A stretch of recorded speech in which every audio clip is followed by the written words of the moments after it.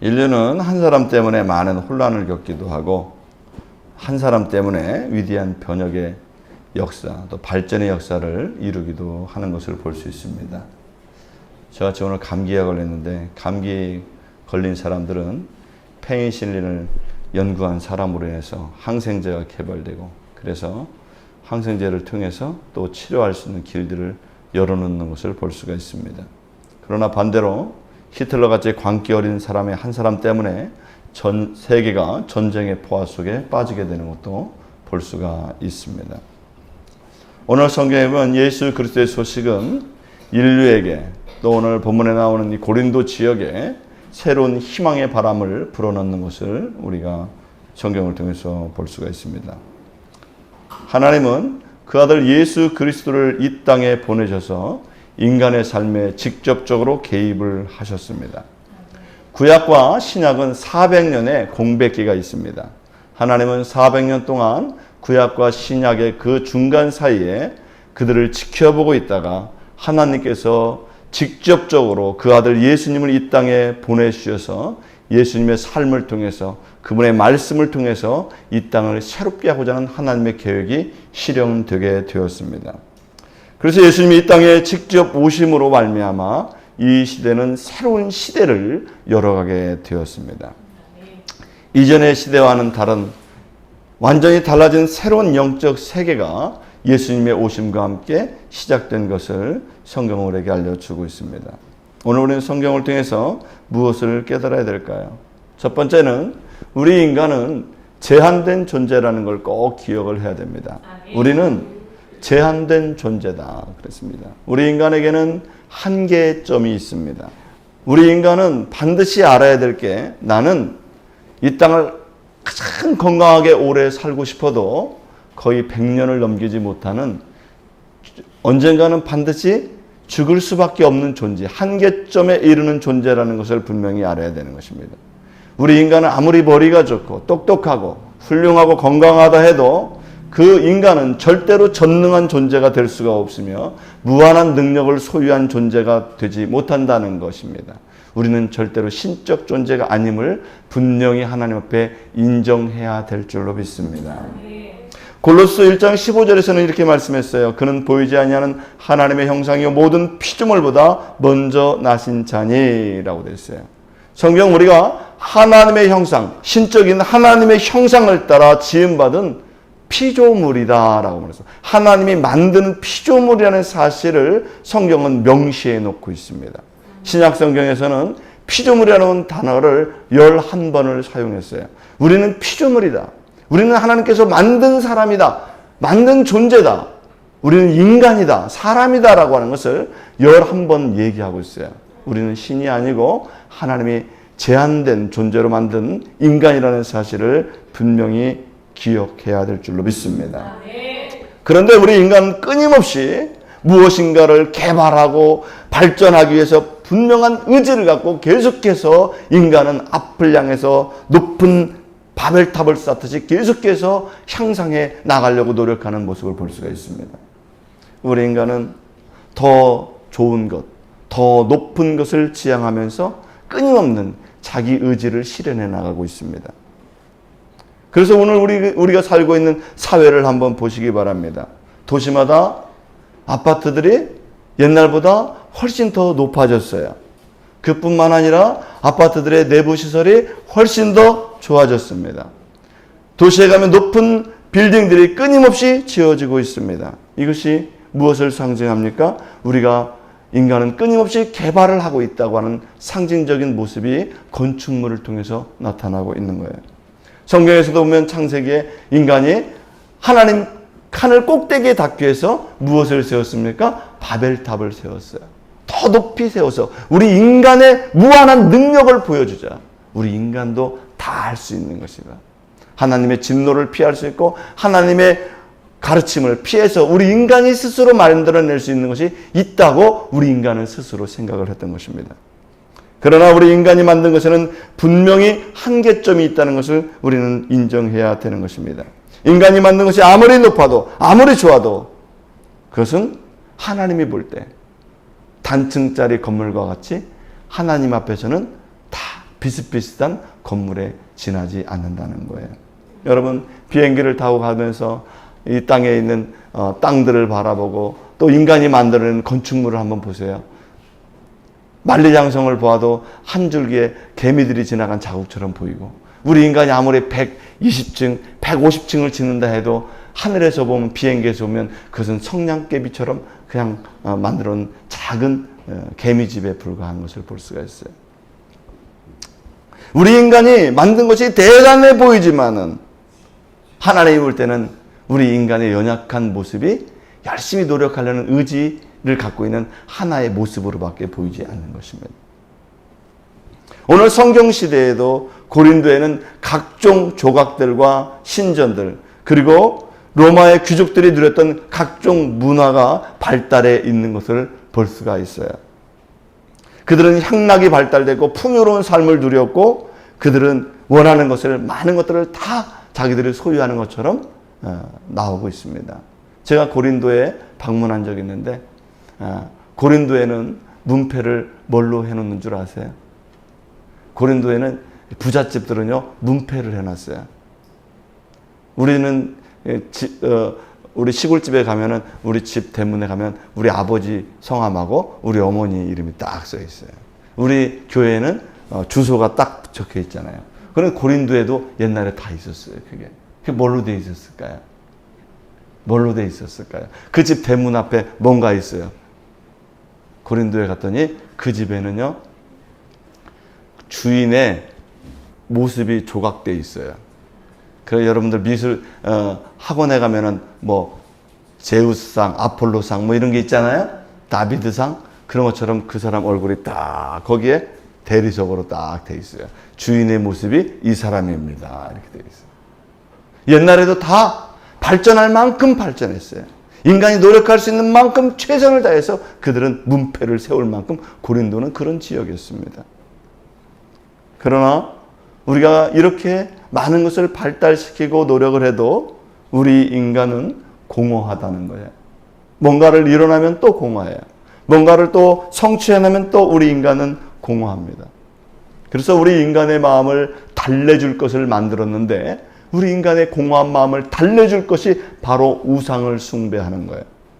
하나님 말고 우리 인간이 생각에는 상상의 존재를 향해서 경배를 하고 거기다 제사를 드리고 우리 마음의 공허함을 달래는 행위가, 우리 허탈한 마음을, 우리의 불안한 미래를, 그 암울한 내 현실을 달래기 위해서 그들이 무엇을 했느냐? 우상을 숭배했다는 거예요.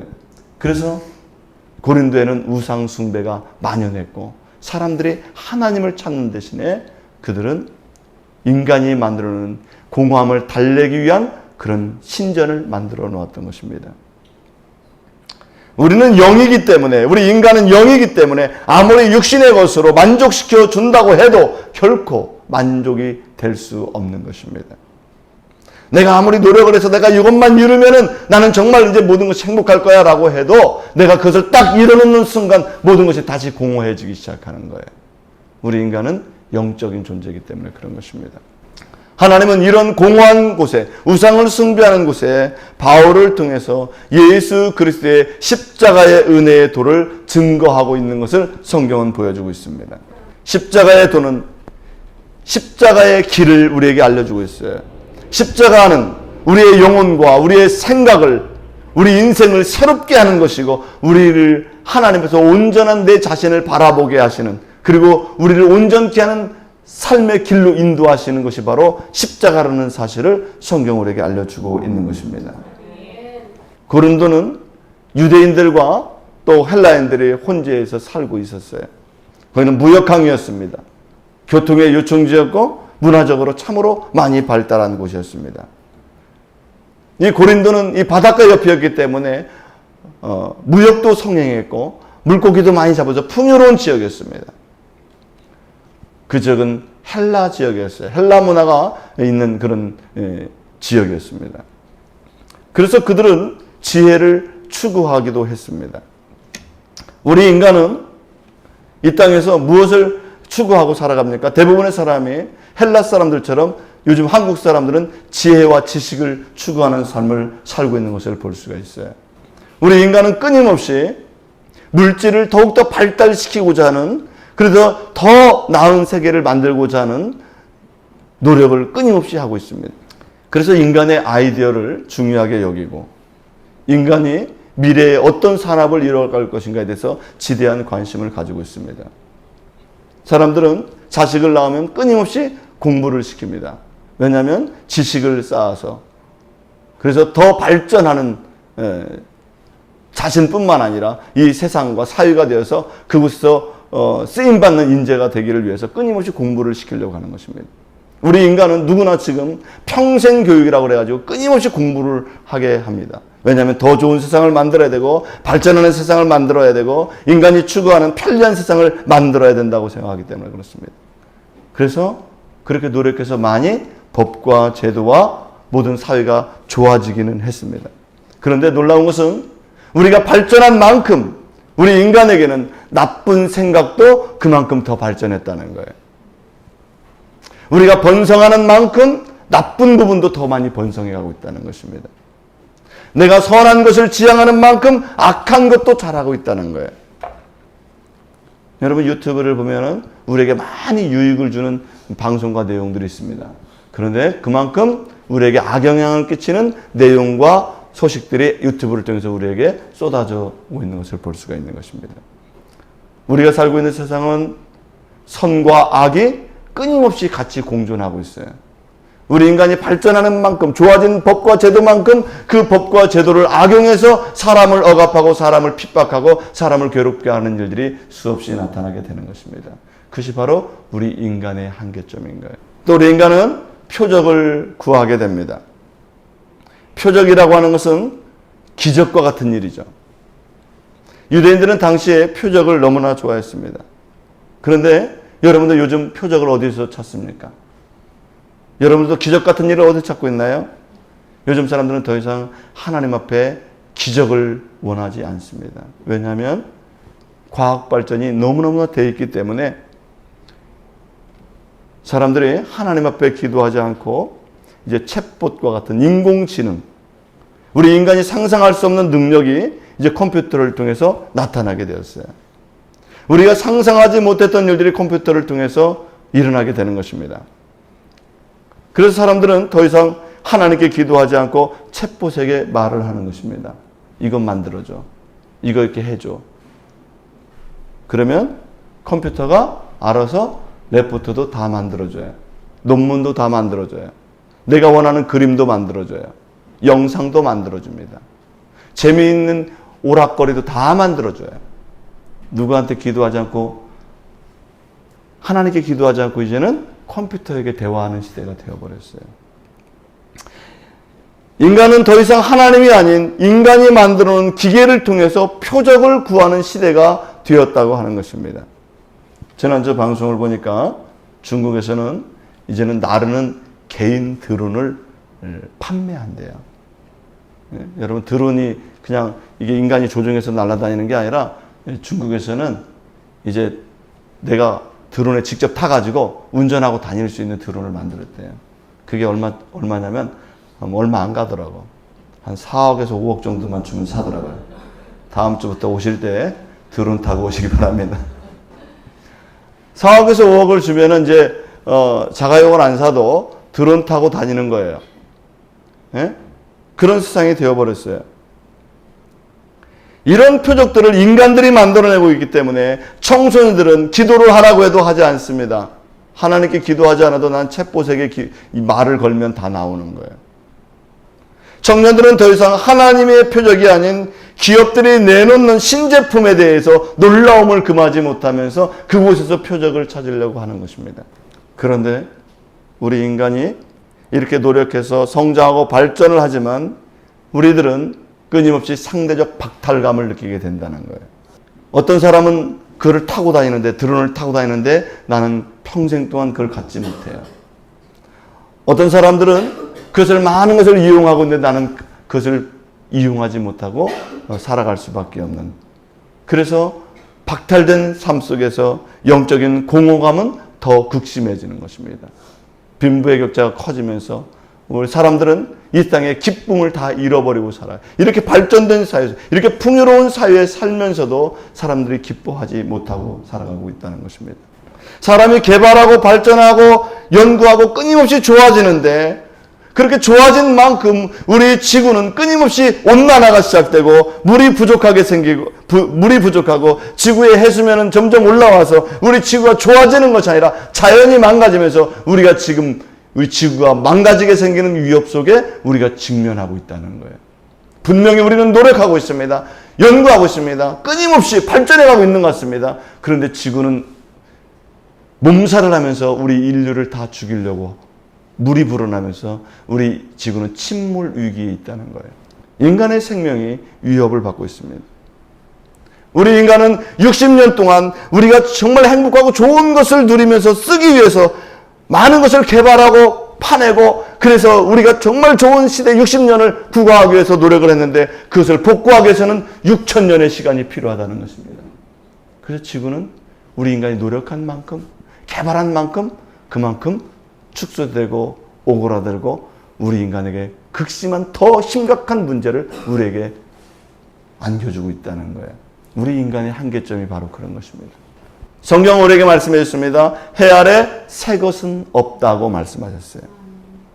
이 땅에 새로운 것을 찾고 새로운 것을 원하고 새로운 것을 얻기를 원하지만 하나님은 말씀하셨어요. 해 아래 새로운 것은 없다. 원래 다 있던 것이다.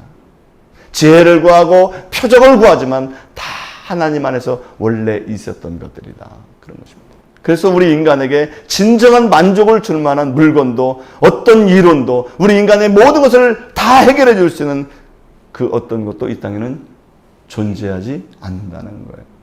우리 인간이 하나님과 결별된 상태에서, 하나님과 동떨어진 상태에서 우리가 연구하고 얻어낸 모든 것들이 사실은 우리를 스스로 파괴하는 결과를 맞고 있다는 사실을 우리는 우리 사회를 통해서, 우리 주변의 뉴스를 통해서 충분히 우리가 인지할 수 있도록 우리가 다 알 수 있는 일들이 벌어지고 있는 것입니다.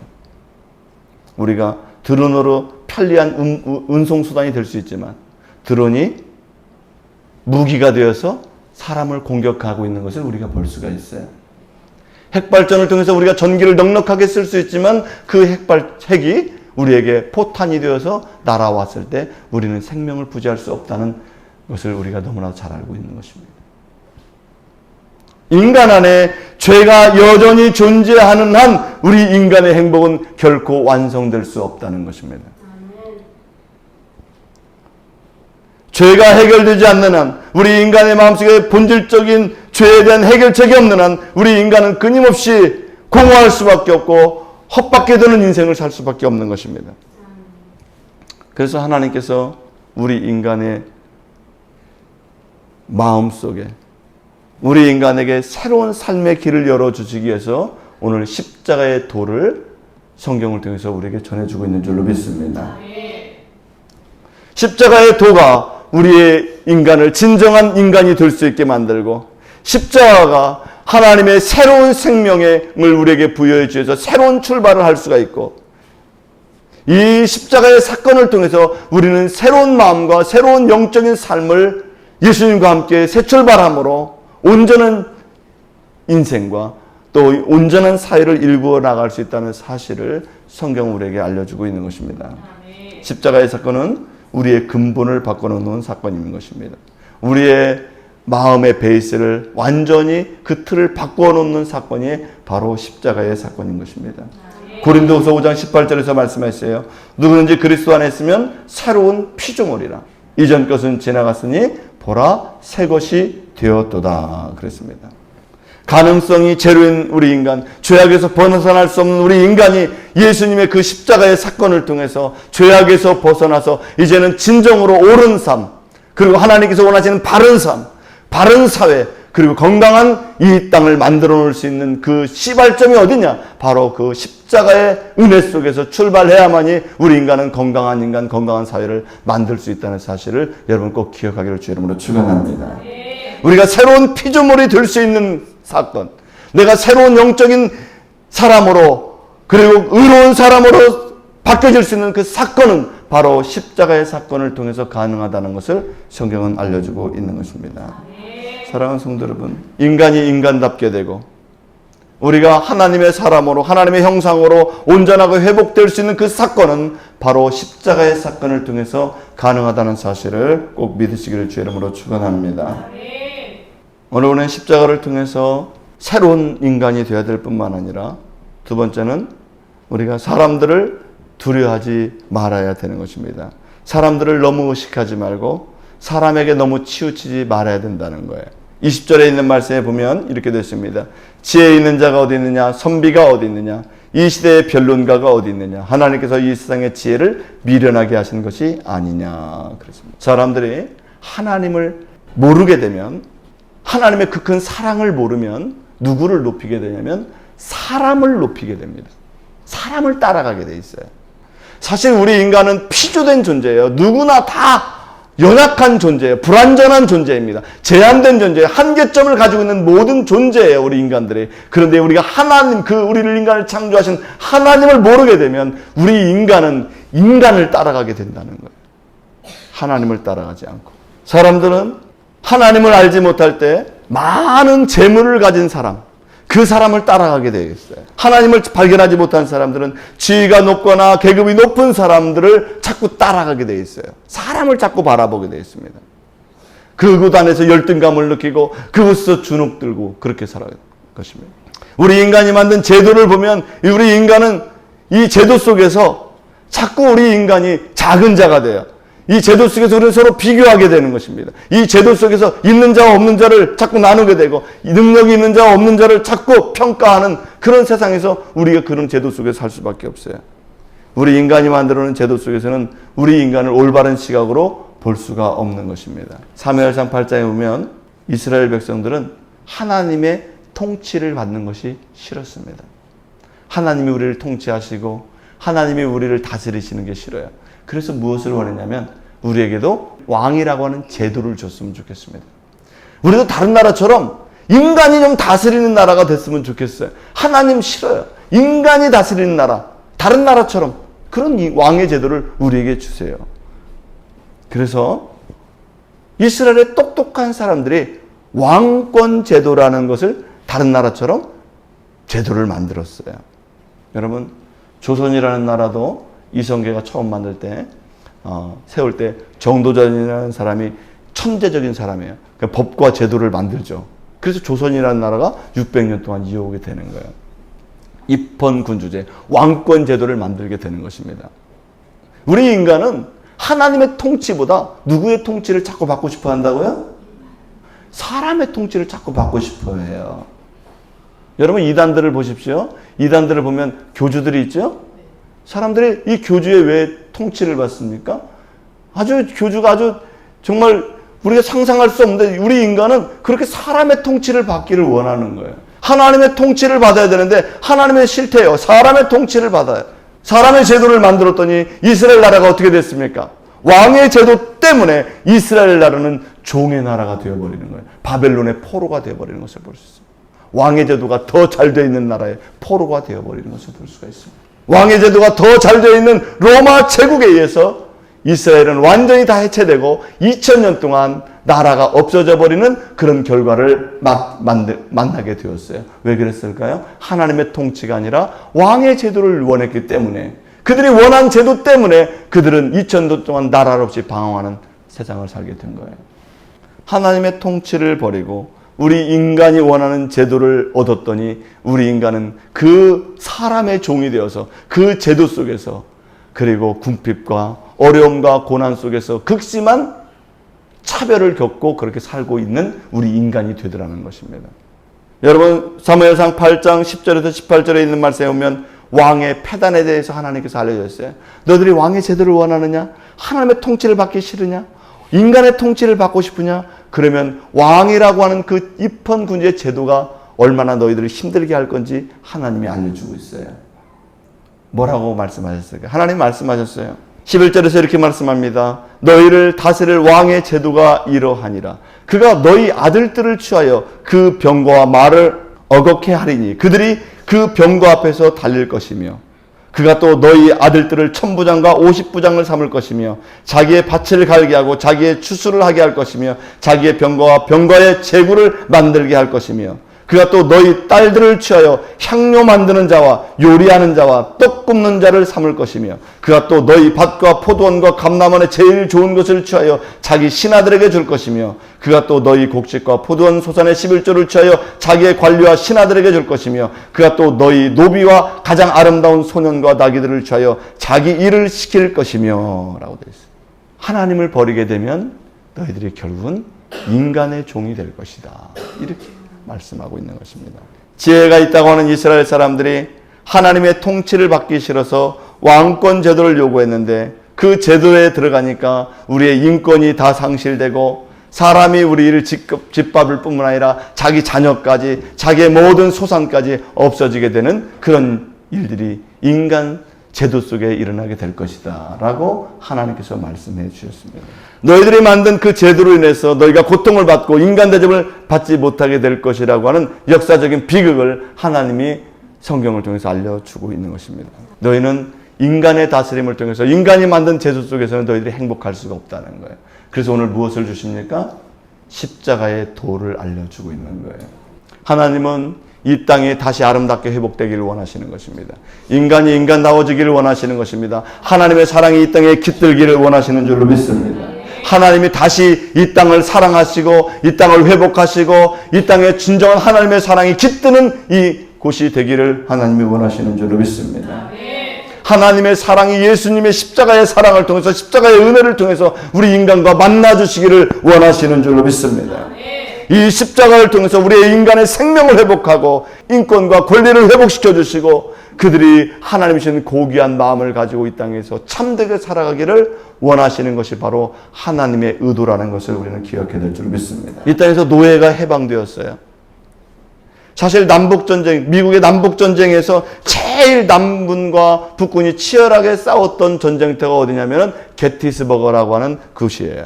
그 치열했던 격전지에서 링컨 대통령은 그곳에서 무엇을 선포합니까? 노예를 해방하는 선포를 하게 되는 거예요. 이 링컨 대통령이 왜 거기에서 노예가 이제는 해방돼야 되고 흑인들이 이제 더 이상 백인들의 손아귀에서 고통받지 않아야 된다는 사실을 그가 왜 거기서 선포하게 됐습니까? 링컨 대통령의 마음속에는 십자가의 믿음을 가지고 있는 것입니다.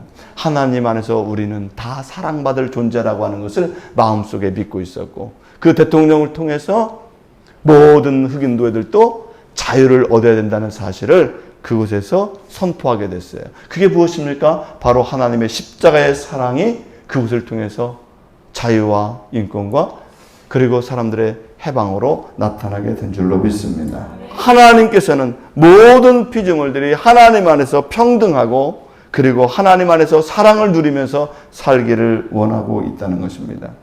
모든 사람은 존중받아야 되고 하나님의 자녀라는 사실을 우리는 기억해야 될 줄로 믿습니다. 그래서 우리 사람은 하나님을 경배하고 하나님 앞에 머리를 숙이고 하나님 말씀에 순종할 때 그 삶이 가장 행복한 삶이라는 것을 우리는 말씀을 통해서 꼭 기억을 해야 되는 거예요. 하나님의 지배를 받지 않고 하나님의 사랑을 떠나게 되면 우리는 누구의 지배를 받게 된다고요? 인간의 지배를 받게 돼요. 인간은 우리를 더 고통스럽게 해요. 인간의 탐욕이 우리를 짓누르게 되는 것입니다.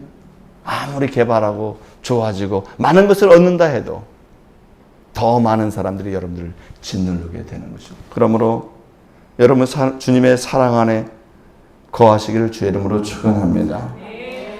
하나님은 십자가에서 예수님을 죽이시기까지 우리를 사랑하신 분이십니다. 하나님의 지혜를 배우고 그 하나님의 그 크신 사랑을 우리가 받아들일 수 있는 믿음의 사람이 되기를 주의 이름으로 바랍니다. 25절에서는 이렇게 말씀했어요. 하나님의 어리석음이 사람보다 지혜롭고 하나님의 약하심이 사람보다 강하니라 그랬어요. 하나님이 아무리 어리석다 해도 사람보다 지혜롭습니다. 하나님이 아무리 약하다 해도 사람보다 강하다고 성경은 말씀하고 있는 것입니다. 그러므로 하나님을 의뢰하시길 주의 이름으로 축원합니다. 사람의 힘을 의지하지 마시길 주의 이름으로 바랍니다. 하나님을 의지할 때 우리는 하나님을 통해서 놀라운 하나님의 역사를 경험하게 될 줄 믿습니다. 우리는 하나님을 만날 때, 하나님을 의뢰할 때 우리는 안전할 수가 있는 것입니다. 하나님이 우리를 구원할 수 있는 것입니다. 십자가는 하나님의 계획입니다. 하나님의 설계도예요. 하나님만이 우리를 구원하실 수 있고 우리를 생명의 길로 인도할 수 있는 것입니다. 그렇기 때문에 우리는 절대적으로 하나님을 의지해야 되는 거예요. 역대상 29장 12절에서 말씀했어요. 부와 귀가 주께로 말미암고 또 주는 만물의 주제가 되사 손에 권세와 능력이 있사오니 모든 사람을 크게 하심과 강하게 하심이 주의 손에 있나이다. 이렇게 했어요. 모든 것이 주께로부터 나오고 모든 능력이 하나님께로부터 나오기 때문에 우리는 하나님을 의지해야 된다고 성경은 말씀하고 있는 줄로 믿습니다. 또 모든 권한이 주님께 있다고 고린도전서 15장 27절에서 28절에서 말씀했어요. 모든 권한이 하나님께 있어요. 우리 인간에게 있는 게 아니에요. 만물을 그의 발 아래에 두셨다 하셨으니 만물을 자기에게 복종하신 하나님 앞에 복종해야 된다고 성경은 말씀하고 있는 것입니다. 우리의 주인이 바로 주님이십니다. 그러므로 우리는 주님의 말씀에 순종하고 사는 것이 가장 아름다운 길인 것을 우리는 꼭 믿어야 될 줄로 믿습니다. 십자가의 도는 멸망하는 사람들에게는 미련하게 보인다고 말씀했어요. 십자가는 고난받고 고통받고 실패한 것 같이 보입니다. 멸망하는 사람들이 볼 때는 십자가는 아무런 의미가 없는 것처럼 보여요.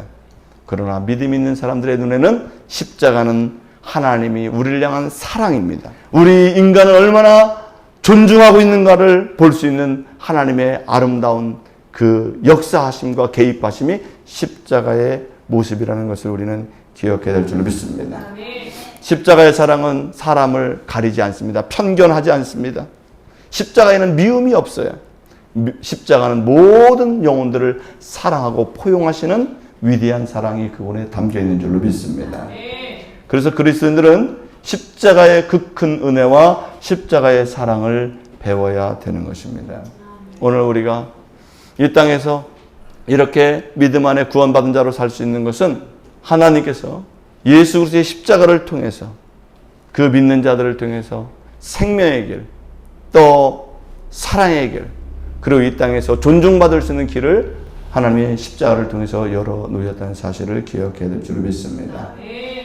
오늘 하나님께서는 고린도 교회에 고린도 지역의 그 인간의 풍요와 또 인간의 행복을 위해서 살아가고 신전을 만들고 우상을 만들고 향락과 퇴폐하게 살아가는 그 지역에 인간이 만든 것은 죄악 가운데서 멸망할 수밖에 없다는 사실을 알려주시고 그곳에 십자가의 길을 그들에게 알려주시면서 생명의 길이 바로 십자가의 길을 가는 것이라는 사실을 성경 우리에게 증언해 주고 있습니다. 오늘 우리들도 이 땅에 세상에 험하는 것을 따라가지 마시고 예수 그리스도의 십자가의 길을 따라가는 저와 여러분 되기를 주의 이름으로 축원합니다.